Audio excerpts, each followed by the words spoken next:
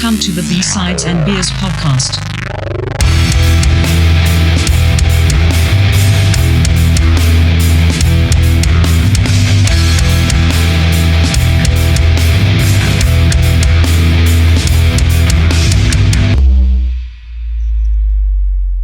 Welcome to B-Sides and Beers, episode 39. Tonight we're digging into Stevie Ray Vaughan and Double Trouble's 1983 debut album, Texas Flood. Just a reminder, I guess. If you dig the show, share it with some friends, and don't forget to leave us a rating and review on Apple Podcasts. How are we doing tonight? We're good. Stella. Excellent. Psyched. Super psyched, man. This is going to be a good one. Yeah. How are you doing, Michael? I'm doing great. Good. Are you there? Are you there? Sitting, got some delicious beers. It's Saturday night and ready to roll. Yeah. Yeah. It feels like a long time. It feels like longer than 2 weeks. But at the same time. It does. Yeah. Yeah. Went quick. Yeah, for sure. Fucking the season has changed. It's Yeah. cold and rainy. Go from plus 40, 45 to a chill in the air 7 every day. Yeah. I don't mind it. Bring on the rain. Yeah, I'm okay with it. Rain all day. Me too. I'm good.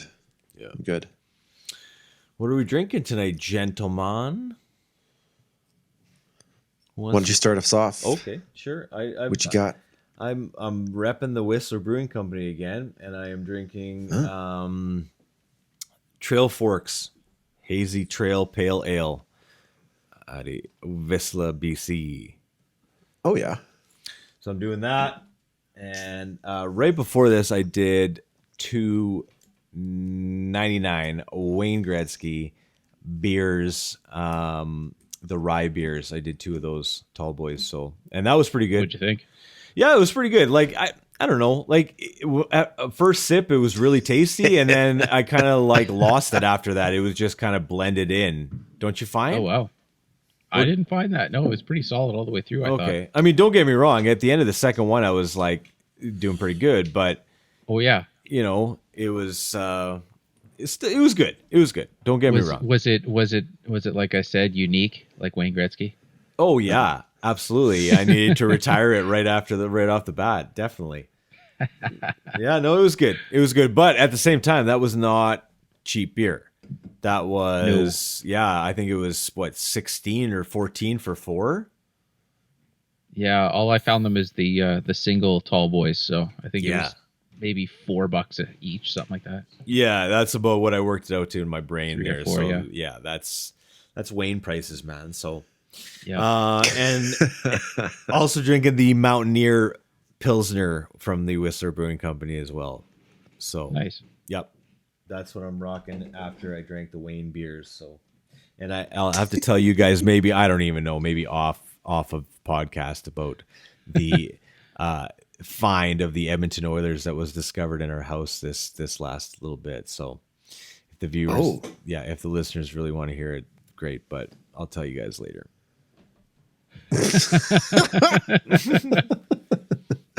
That'll be like a special edition. Yeah. Long story short, I'll spoiler alert. We've unearthed a entire team 1983, 1984 Oilers entire team signed menu that was made for my wife Nicole when she was 2 years old. Dad went to I opened this thing up and I'm like, this is the entire team, like including Peter and Eva Pocklington. They also signed it. Wow. Yeah. Peter and Eva. Yeah. Eva's on the back. So anyways. Enough about me and the Edmonton Oilers and Wayne.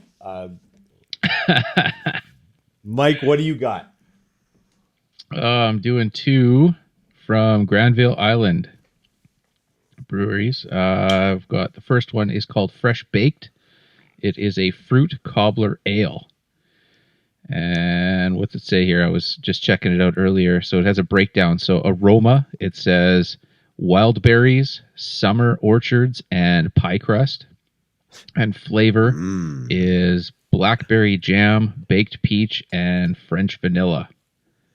All right. It's a 6.5% kind of strong desserty beer.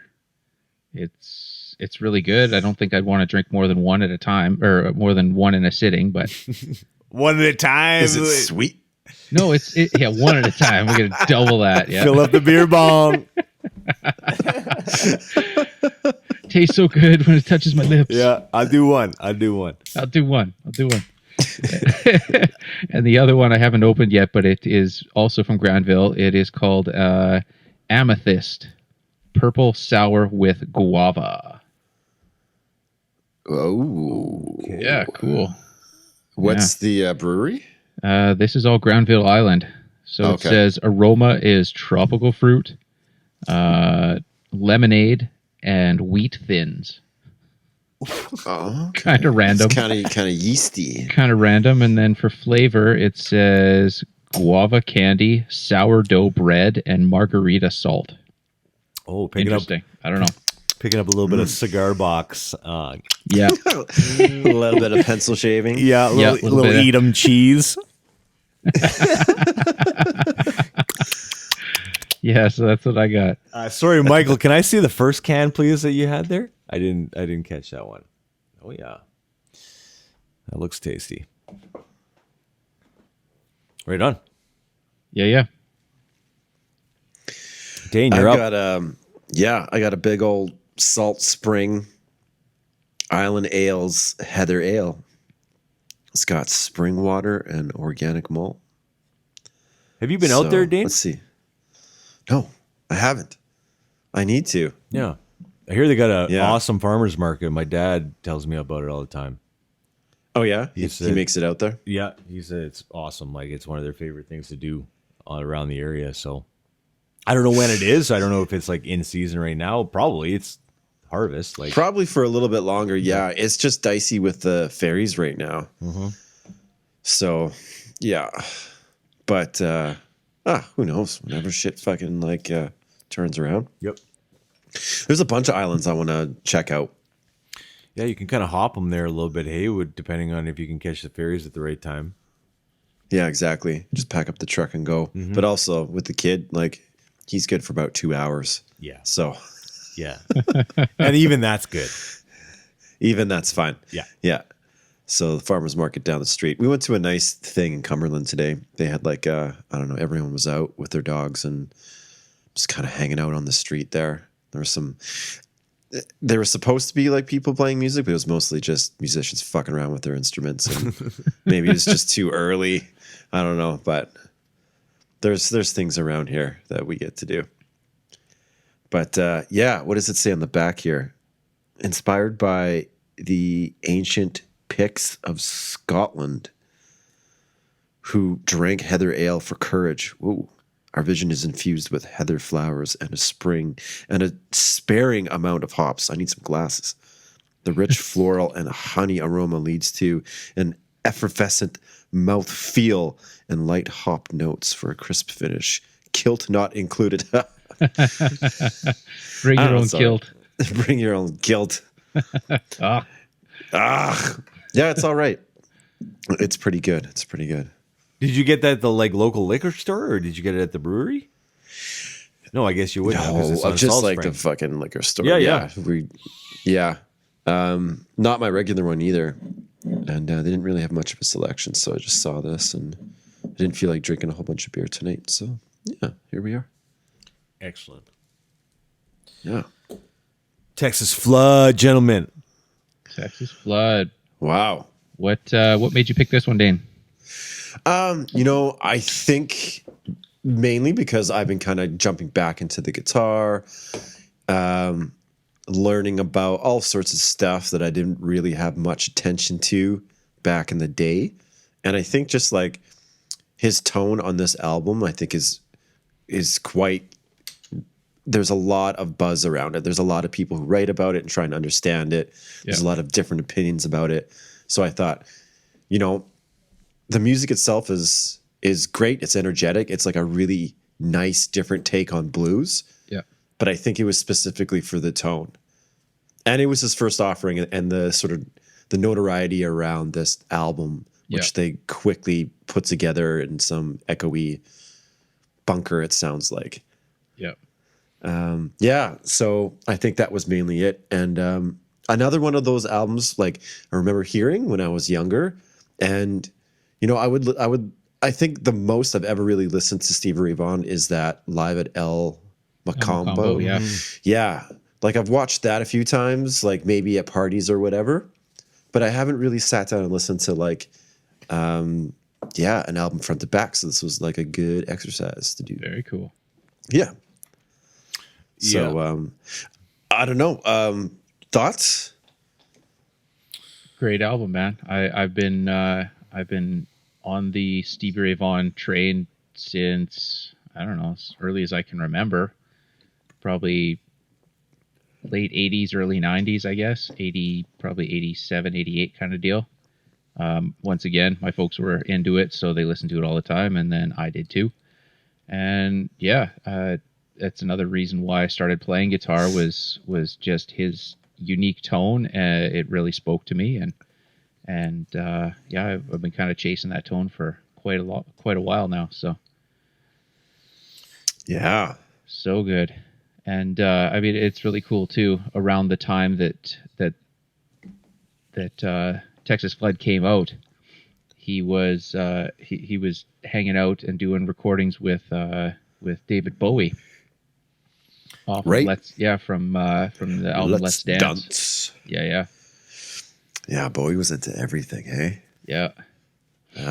That's kind of cool too, because after he did these recordings, so he did Cat People, Let's Dance, and China Girl, and then Bowie wanted him to come out on tour with him, and he ended up turning it down to do Texas Flood. Or so to, badass, man. Focus on that. I love that. I love that. Reading that, I was like, that's so cool. David Bowie asks you to come out on tour, and you tell him no because nah. Yeah, he must have known he was the shit, though. I think he knew he was something special. And that's the thing. Not only that. Sorry, Dane. Yeah, he was the full package. That I was just gonna say, right? Like he could not only play the guitar like a demon, but he also had a great voice, right? And it was both, and he was he was very like sharp dresser too, right? And he was very kind of flamboyant that way on his dressing. You were like, this guy is awesome, like and same thing with me for you, Mike. Like my dad loves Stevie Ray Vaughan and still does to this day, right? So I listened to a ton of Stevie Ray Vaughan when I was a kid, a lot of it. So, but it was good because I don't think I had heard Texas Flood maybe in a really long time. And it's one of those vinyls that I've been trying to get forever and I can never find it. Only got one Stevie Ray Vaughan album, but anyways, it brought me back again, and it was great to listen to that. And I listened to Texas Flood. As you guys know, I listened to it probably like 25 times, maybe 30 times. And then I went back to his other stuff, right? And I went like, Can't Stand the Weather, I went to In Step, I went to all those ones. And then I kind of forgot about like almost his later album too, right? Like Crossfire, and Houses are Rockin', Don't Bother Knockin'. Like those are bangers. Like those are they were big hits too, right? So it kind of spans a while, but I mean, I was going to ask you guys about the tone because that's something I really picked up on listening to Texas Flood again and listening to him overall. Like, what is it? Like, what makes it? What happened? I mean, I know his hands. The tone is in his hands. I don't know. No matter what you're chasing, man. Like I came out with my first real proper guitar. I mean, I started off on entry level kind of Gibson or Les Paul copies, and had a white Mexican Fender Strat for a while, and then I ended up the first kind of US Strat that I bought was a Texas Lone Star style Strat, so it had specific pickups, Fender Texas Specials in it, and I was searching for that tone, and then I bought that 410 Fender Hot Rod, and I was really close with that. And throw a tube screamer in there, and you're as close as you can be, right? Yeah.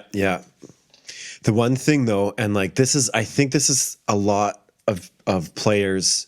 This is where they sort of start to dissect it, right? Because you need sort of like a Fender Blackface, Yeah. or something that has a lot of power, like a Deluxe or a DeVille, like a super reverb or a Yeah. Viroverb. a Viroverb, and that's what he Viroverb, used. yeah. And then on this album, he also used something called Dumble, which is kind of like Cadillac of Fenders. It was a separate guy who made separate amps, but they were kind of the same circuitry as Fenders, but like magic sprinkled on them or something. Well, that's the funny thing with Dumble. I mean, everybody chased, all these guitar players have chased that tone, and it's so renowned, and it's one of these amps where he builds so few of them that they're very, very hard to find.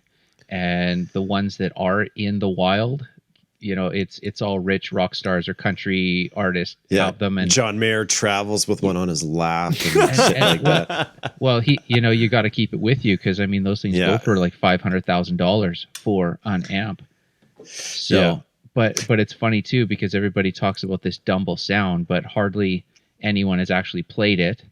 And and from the digging that I've done over the years, every Dumble amp kind of sounds different. Right. Like he builds it to the player. Like specific player will come to him and he'll build this amp for him. So it's kind of hard to chase the sound when they're all kind of a little different. Totally custom. Yeah. But this is the thing that remains consistent with everything that I've read and everything that I do understand from like some of the stuff that I've been playing around with. Like I've got a Deluxe as well. Yeah. I've got a 212. I've got a Strat. But the thing that I've found that is consistent is the fact that you really got to open up these amps. Oh, yeah. And that's when you get that sound. And so you're right. I think it's like probably 80% his hands, because I've heard stories of him like grabbing some Squire or like someone's whatever, which is totally not spec to his rig, and making it sound like him. But like what I've read is you got to crank those like they would start the night at 6 and wind up at 11, right? Yeah.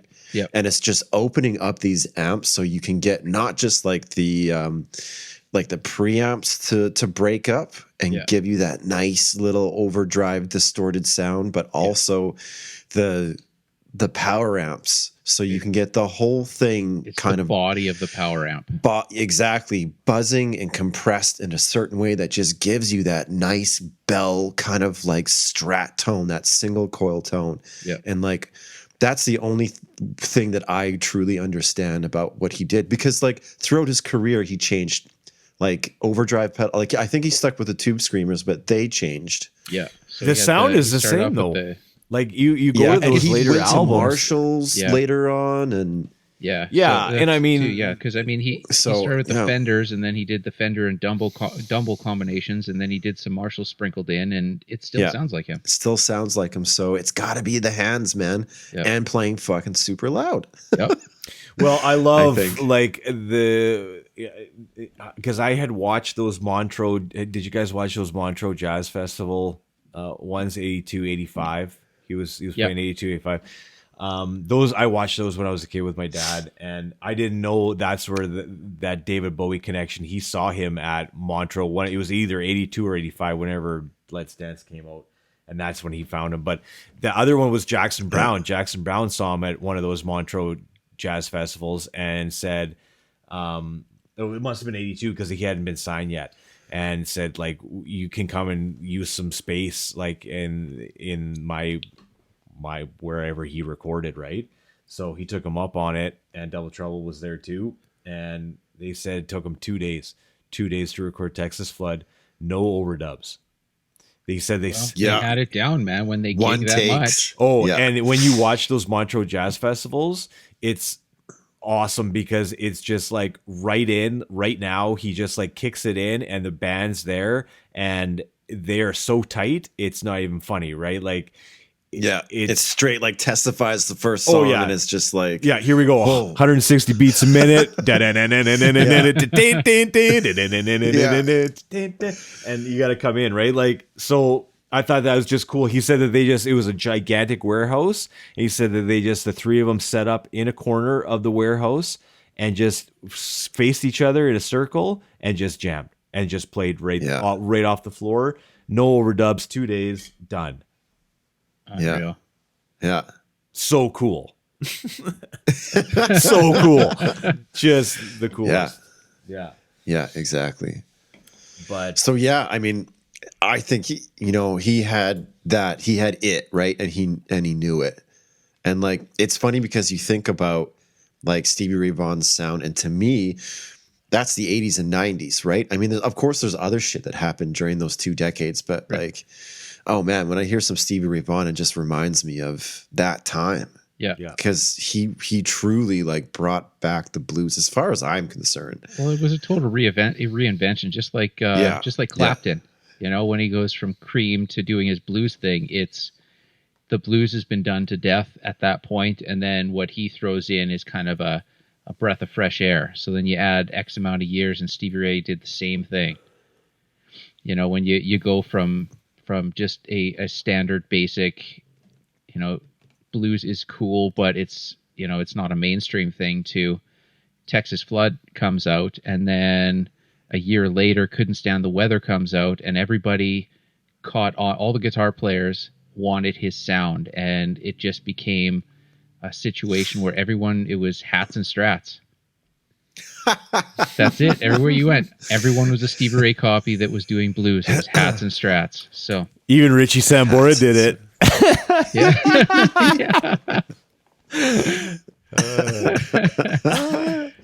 I mean, it makes you want to wear a fucking hat with a raccoon tail or what? He's got like some sort of whatever on the back of it, like smoke hanging out of your mouth, just ripping. Right. Big glittering scarf, and smoke A hanging out. kimono. Yeah. Yeah, man, he pulled it off. I mean, shit. Yeah. And like he was only, I guess, when did he pass away? It was 91. The, No, 90. 90. I think it was 90. Yeah. Oh, I thought he had a couple years in that decade, but because I thought Skies Crying came out just after his passing. Yeah, it did. Right. Yeah. Yeah. So Helicopter Crash. It was in 90. So I wonder why Double Trouble wasn't on that helicopter. I thought that even back in the day. I was like, he's like, I'm taking the chopper. You guys take the goddamn bus. I'll meet you at the gate. yeah. I'm taking the fucking helicopter. he was going home. They were leaving. They were leaving the gig. Oh, were they leaving? Yeah. Yeah. I don't know. I mean, goddamn it, helicopters sound dangerous. Oh, I've never been in one, but I don't really want to be in Me one. neither. I'm not jumping. I like being on the ground. I'm okay with that. Yeah. But anyway, I think, and just sort of circling back to like choosing this album, I think I've always been really completely like fascinated and like how perfect like his playing is. Like dumbfounded and fascinated, I think is like a good way to put it, because there's a lot of like crossover, I think, or at least what I've been reading between him and Hendrix, right? And Hendrix is a little more loose, and I would say almost like jazzy. And maybe you guys will disagree on that, but like, No, it's definitely there. Stevie Ray was like, it's always perfect. Yeah. Like, and he is doing so much. And it seems effortless. So I think that was another thing where it's like one of those players where when you're trying to learn or when you're trying to like kind of like dig a bit deeper into the art of playing the guitar, he's just one of those people that you want to try and chase, right? You want to try and like figure out how he did it, and I don't know, it must have been just like a ton of practice, or he was just incredibly gifted, right? Well, it's a mix of both. I mean, when he started off playing in, I don't know, he was wicked young, probably 17, 18. Yeah. And dropped out of school. He was out of like school to do it full time with bands, and taking his brother Jimmy Vaughan with the Thunderbirds and all of that as a inspirational push, I guess, to him. Why not, right? When they're both kind of climbing the ladder of small time playing and gigging artists to get up there. So My dad loved the Fabulous Thunderbirds too. Yeah, Really? yeah. Yeah, but you know what? You think you listen to that stuff, it sounds like Stevie Ray Vaughan. Yep. You know, Yeah. Yeah. same kind of stuff. But yeah, I don't know. It's interesting hearing like guitar players talk about Stevie Ray Vaughan because, like, as an outsider, you know, I wonder. You know, I know it's tough to place like, you know, top 5, top 10 guitar players. I like that kind of stuff. I like thinking about like who's in, you know, people's top 10 guitar players. But I mean, he's got to be in your top 5. Yes. Easily. Yep. Is he in your top 3? He is. It's too tight. After 5, it's just too You just did the math. yeah. carry the Cannot two. be No. calculated. No. At that point, it's done. It We does got to not have an compute. episode where you like give us the list, man. Oh, This is boy. like, Yeah. See, like Does it change? we've talked about or it is this over the whole I course think it of would this. probably bore. I think it would probably bore people that aren't into guitar. fuck those people? I don't think it would be a good episode, but we could dig into some of them. Even just pick like, you know, 1 or 2 at a time. Dig into them. Yeah, man. Okay, so then this leads me to ask the question. I mean, he is definitely up there for a lot of people, like top 5, top 3. But because his style was so like in a box, Yeah. do you think he would have like, I don't want to say do you think he would have lasted, because I'm sure there would have been like, there's always someone who wants to see Santana or whatever, but like, do you think it would have got played out? It's a lot of Tony fucking blues playing. Well, Like it after all a depends on while, the songs, man. It depends on the songs. You look at Kenny Wayne Shepherd, who followed in his footsteps and put out how many albums and sold how many records and toured. He's still going and Is still he? making Wow. millions as a blues guitar player. Are you sure? Yes, 100%. Joe Okay, well, Bonamassa. there's John Mayer. It's Joe Bonamassa just doing the same man. thing. He's not a household name, but he's massive and he's a multi-millionaire. And you know, if you're in the blues scene, he's the top of the top right now, kind of thing. Right. So you're saying he would have eventually found like his niche, and like he would have had enough people interested that it would have been a sustainable act. I think it all depends on the songs that came out afterwards. I mean, if he stopped writing good music, then you know, Well, yeah. you're not going to buy an album if it starts to lag. I mean, when you look at his body of work, when you go from Texas Flood to Couldn't Stand the Weather, and then you get into Soul to Soul and In Step, those kind of fade a little bit because now you're going 85 and 89. No way, man. In And Step those is are a great album. In Step is Well, these are the years that, well, for sure, Soul to Soul, when he was big into drugs and alcohol. not So good. Now Not that album the is not good. performance goes down. The songs are, you know, so when he finally goes to rehab and cleans up and quits everything, you know, he comes back and I guess it would have been, In Step, he comes back and it bumps it up to another level again. So Yeah, they said he was doing like 2 6 of whiskey and a quarter of cocaine a day. don't He doubt was it. he was pouring coke in his whiskey. Was doubt he? it. Yeah. So there. Yeah, he said it wrecked his stomach, but he was doing it so the whiskey would work because he wasn't getting drunk on the whiskey anymore. Wow.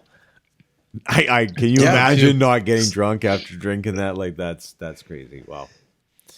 every day, and Yeah, and man. it's kind of funny too because after he was able to quit and getting back into performing, it was like a whole new world for him, from what I understand. I mean, it's when he goes from never playing sober, never performing sober in his whole career to going cold turkey. I mean, it's kind of That's got to be a terrifying. huge change, right? It's For like, sure. Is it me that's good, or is it the combination of me and all the other substances? Is it the cocaine? Yeah. I mean, when he's on the stage, like he demands attention, right? Yep. Like he's got so much I don't know what it is, but like Moxie, I'm sure man, he's got the it, he's drugs, got it. the drugs and the alcohol were definitely working for him to an extent. Yeah. And then when you take that away, yeah, man, the hat with the fucking tail on the back of it, so maybe that's not as cool anymore. And you're like, oh, I don't know. I don't know if I can pull this off sober. Yeah. I don't know if I can wear a kimono and awesome, so good. I think having a backup band as good as Double Trouble though, so tight. Like just so good. And I mean, you know, as far as blues bands go and blues backing bands, I mean, they've got to be, you know, right up there. If you're talking about, you know, the Jimi Hendrix Experience and the Band of Gypsies, maybe as the other, you know, ones, like that's pretty good. Right. Yeah, it's always been solid. Every time I've seen them, you know, in concert, you know, on video, it's always tight. And it's just, and they're still doing a lot. I mean, they've done a lot of those Jimi Hendrix. What the heck are they called? The Jimi Hendrix. It's kind of a Jimi Hendrix experience, but it's like a tribute.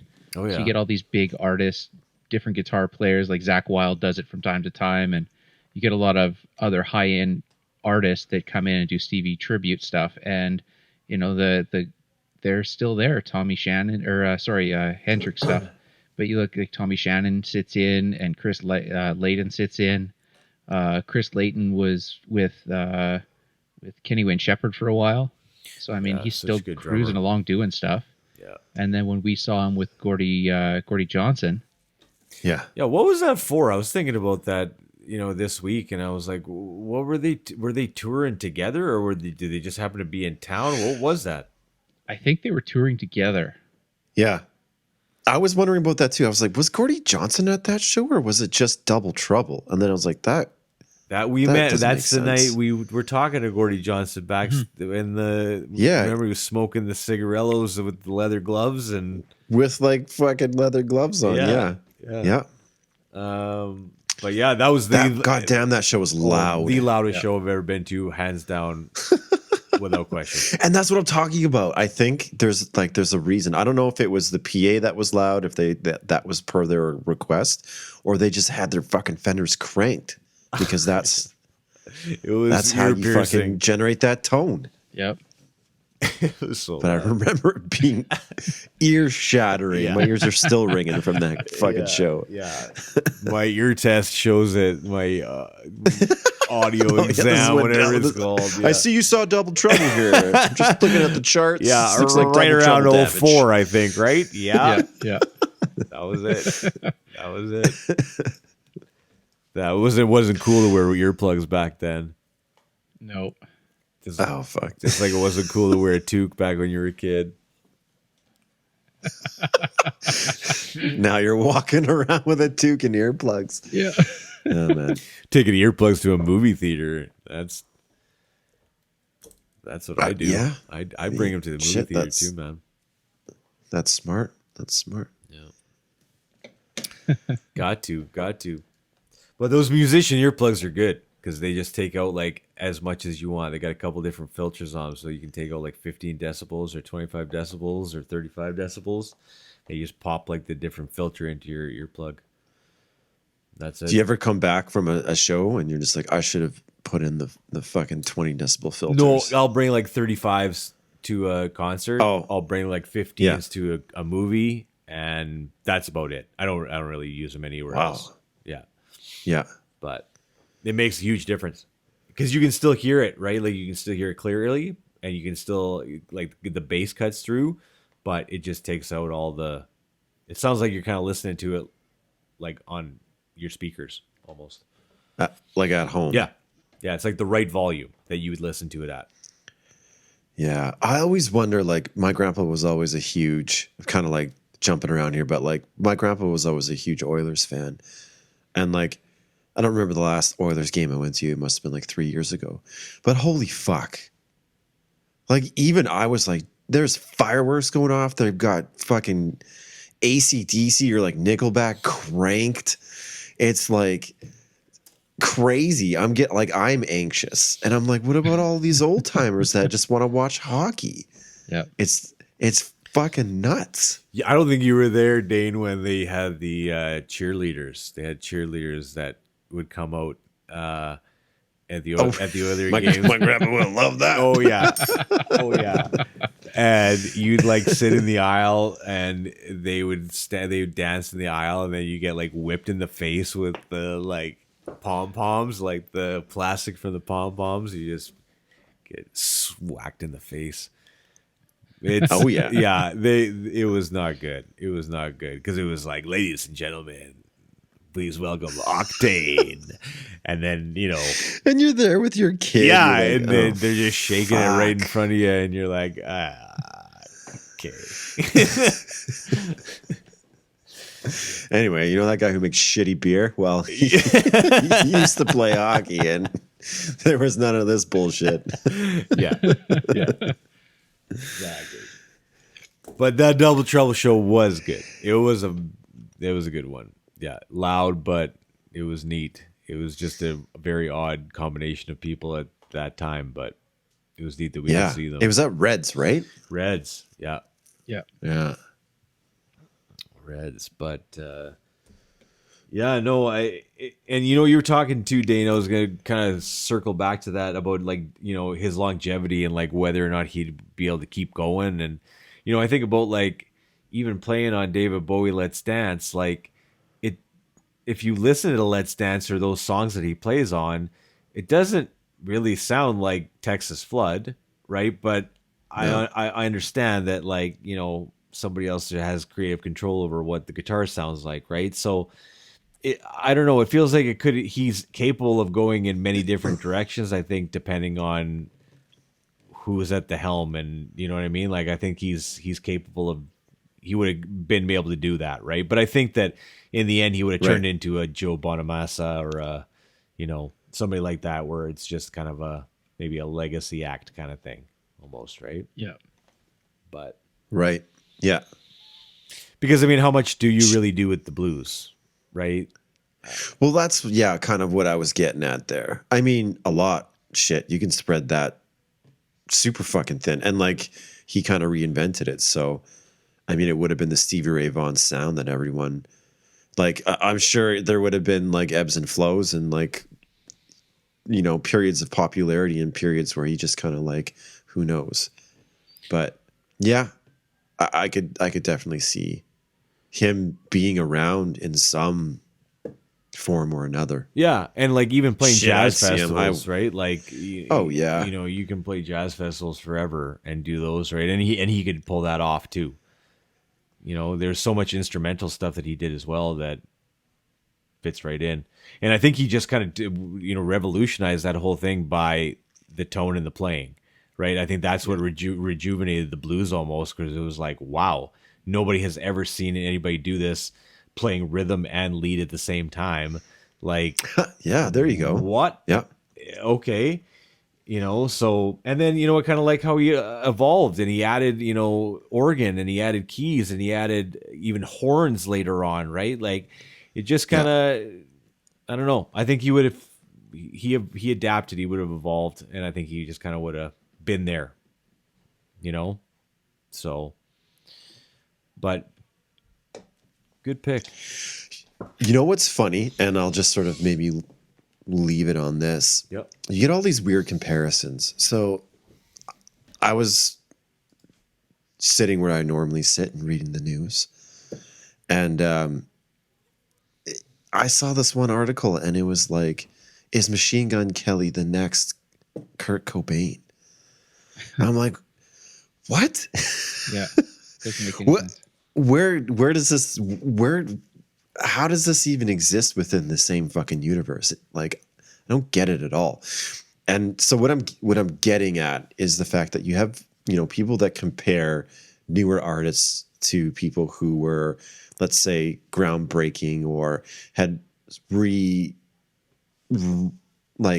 reintroduced like a type of music that was dead. But Stevie Ray Vaughan doesn't really get any comparisons, right? There's no one that's really compared to him. No. I mean, you can definitely see all his influence shine, all his different influences shine through in his playing, but he makes it his own.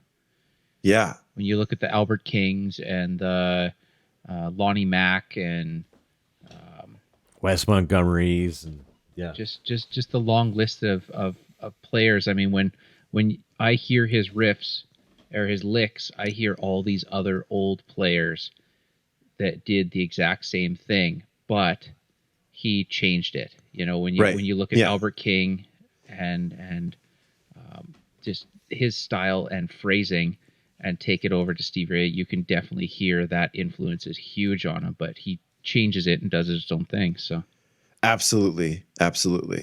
But like maybe I wasn't articulate, but what I was saying is there's no new artists who are compared to him. No. Where you get people who are like, you know, he's got a touch of Jimi Hendrix or he's the new Kurt Cobain or whatever. However outlandish it might be, there's these comparisons, but he seems to be the one player who's like untouched. Like there's really no people who you can fairly compare to him. Right. As far as what I've read or you know, what I've come across. Yeah. I mean, right after him was Kenny Wayne Shepherd, and that was probably the closest comparison after that. And then yeah.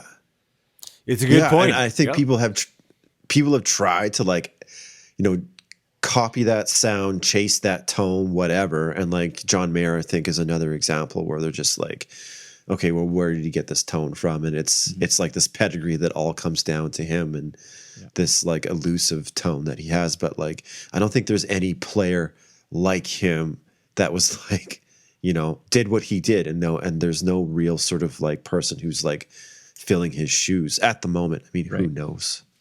Yeah.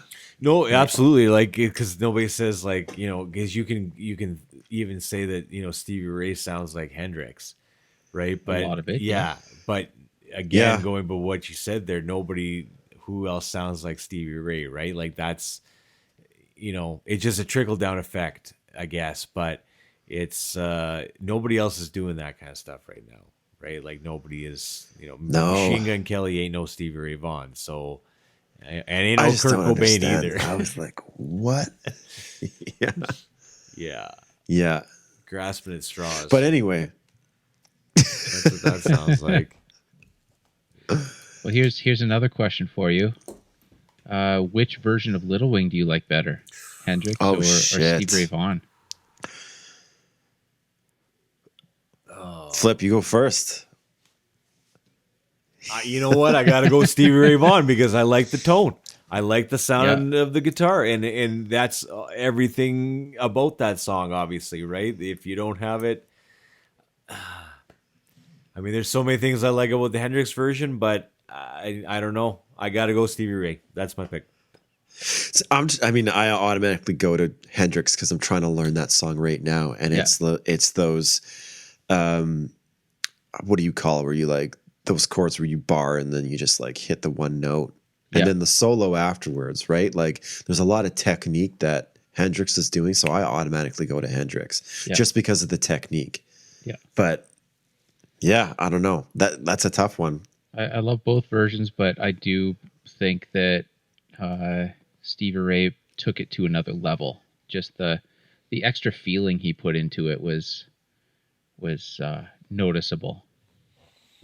Yeah, like the feeling and emotion behind it took it to another level, I think. So even his Voodoo Child Slight Return is good too. I learned his version of it before I learned Jimmy's Hendrix's version of it. I don't know. And I mean, you know, Mary Had a Little Lamb, I thought that was awesome when I was a kid, like putting that to like music. It just so smart. It's still a fun song. Yeah. Well, it's funny too, going into this, digging into the Stevie Ray vault again. I remember back to high school where I was the only person at my school that wore a Stevie Ray Vaughan t-shirt regularly to school. And there was only one other kid in the entire school that knew who Stevie Ray Vaughan was, just because he was a guitar player and he always walked around with the Hendrix shirt. So that's how we had a bit of a connection there. but Nice. I thought that was kind of funny. Do you still have The that only shirt? person in the entire school. I think I do. Yeah. Oh, nice. Right on, You man. should have worn it for Off to- tonight. Don't be that guy. Don't be that guy. Don't be that guy. P-Funk. Don't be that guy. Dig that out next time. I want to see that if you can find it Oh, yeah. I'll dig through. in a tub somewhere. What does it look like? Is it just like Stevie it wailing came- on a guitar? It came out after, like it was like a tribute to him after his death, kind of a deal. So Right. yeah. So, but yeah, I'll see if I can dig it up. Oh man, some of the t-shirts I had back in the day. I had a Stone Temple Pilots core shirt that I just wore until the paint was like no longer there. That was a sweet shirt. I remember that shirt. Oh man. I still have a Ramones local live shirt somewhere. Nice.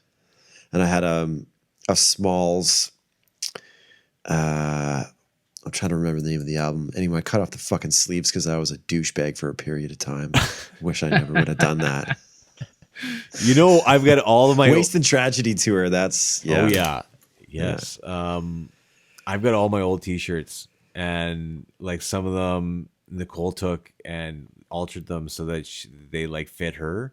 But Yeah. you can send them off. I wanted to do it to like get a quilt made, and they'll just take all your t-shirts and make a quilt. And I was like, how awesome is that? Like you can see all the t-shirts right there. Probably not gonna wear them again. Wow. Right? Like it. Yeah.